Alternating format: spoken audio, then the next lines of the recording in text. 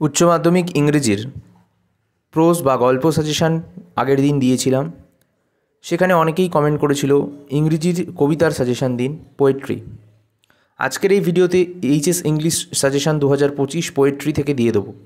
দুটো পোয়েট্রি রয়েছে। এক নাম্বার প্রথম পোয়েট্রি হচ্ছে shall I compare thee to a summer's day. সেখান থেকে প্রথম প্রশ্ন, so long lives this and this gives life to thee. What does this refers to? What is referred to as the? What does this give to whom and how? দ্বিতীয় প্রশ্ন, how does Shakespeare immortalize his friend's beauty?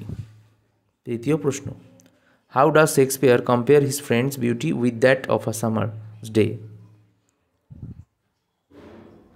But thy eternal summer shall not fade. Who is the poet? What is meant by eternal summer?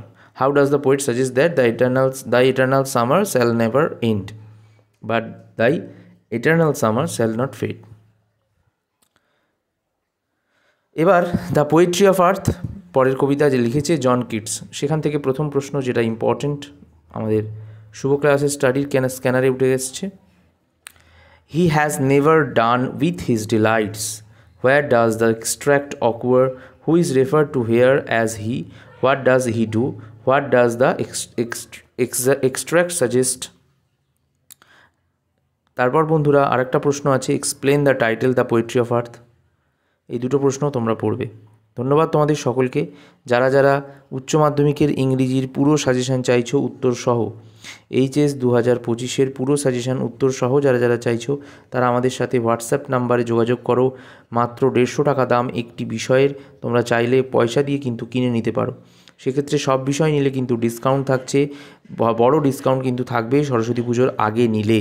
ঠিক আছে, তো তার জন্য তোমাদের অবশ্যই WhatsApp নাম্বারে যোগাযোগ করতে হবে। নাম্বারটা হচ্ছে 9038602842।